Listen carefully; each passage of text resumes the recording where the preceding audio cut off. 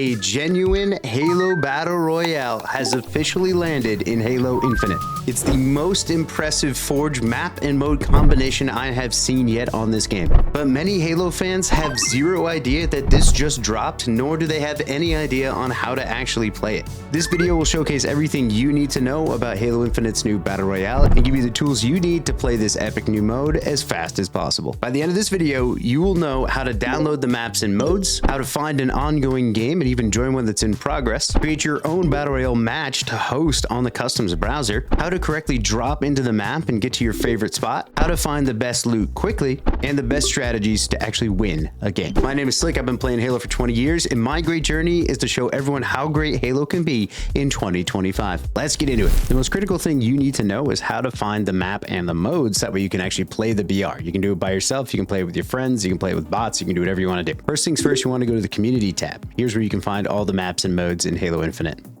You go down to the Browse All tab, and once again, you can do this on Xbox or PC.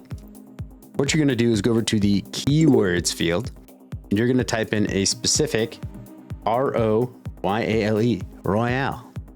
Now, the first thing that's going to pop up are actually two of the modes associated with this specific map that the Halo Forger Skisma made.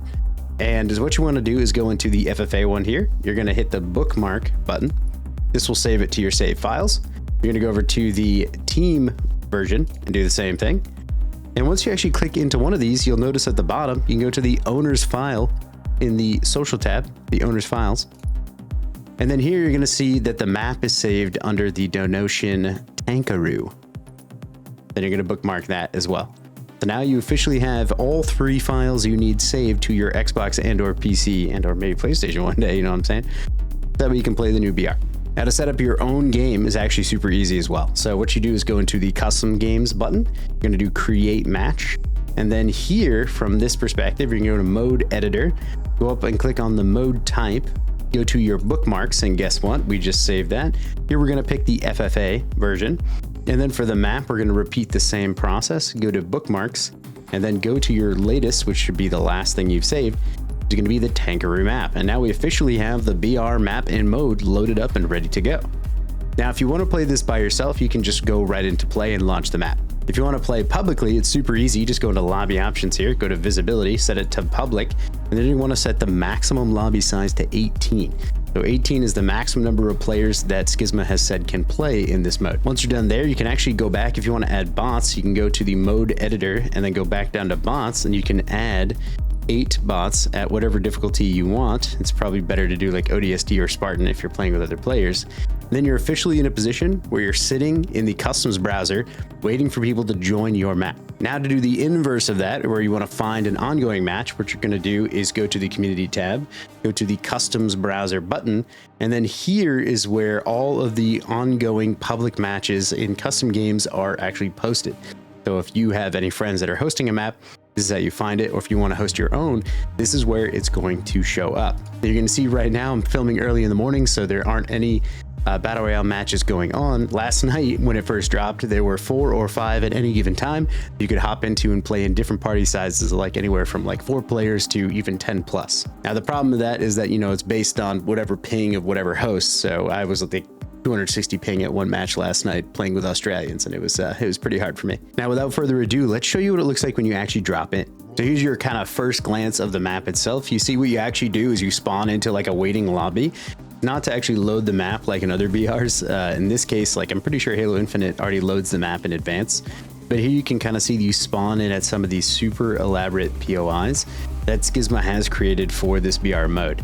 So you wait about 30 seconds and then you actually get loaded into a Pelican. Now, from the Pelican, you can look around and see all of the POIs that are indicated here. So you've actually got like symbolized, is that even a word? You've got all these symbols associated with all the different POIs and drop spots. They all have names. And so this is like a genuine, actual BR that is occurring before our very eyes.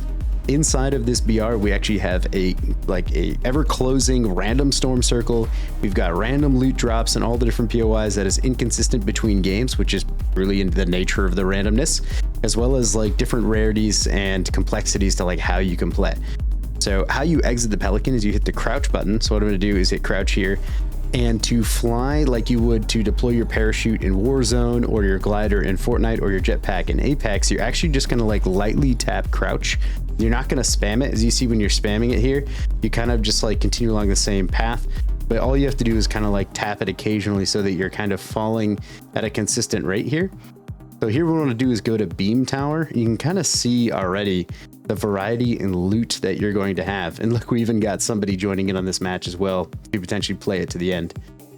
So here, once you're landing, you're going to look around, you see all these different crates. Now, like I said, these randomly spawn and they have random rarities.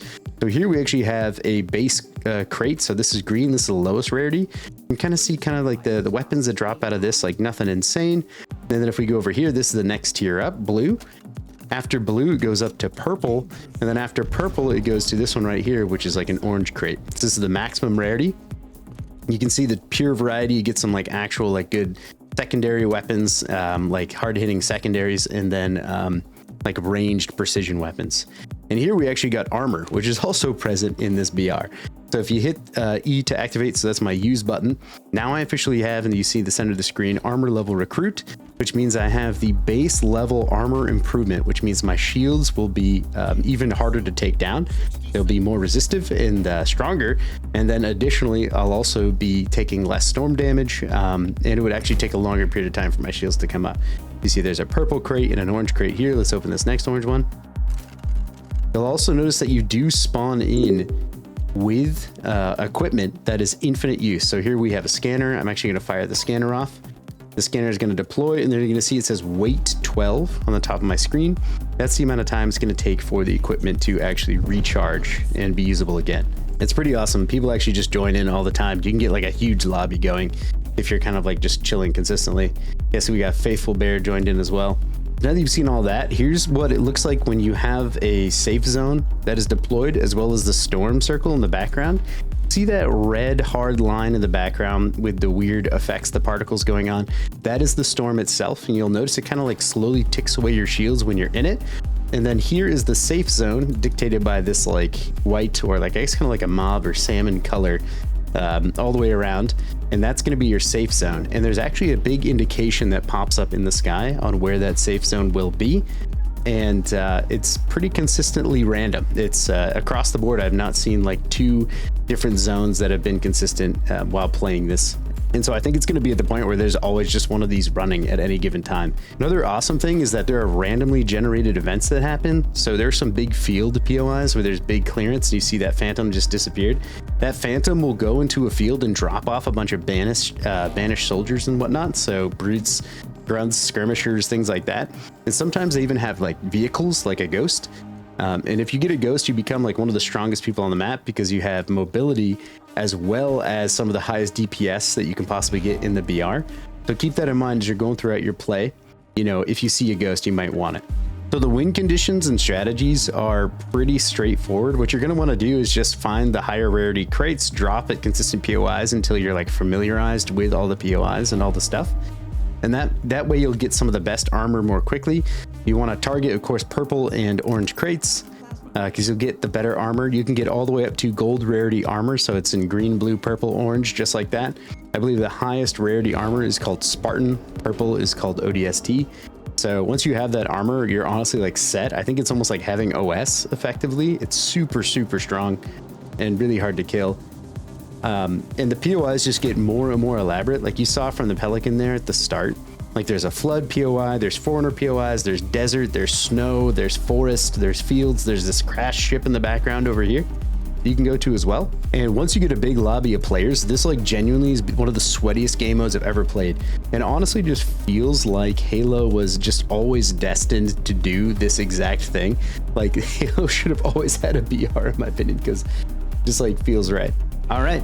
Well, that pretty much wraps it up, I think, for this video. Hopefully this gave you everything that you needed to know, how to find a match, how to create a match, and etc.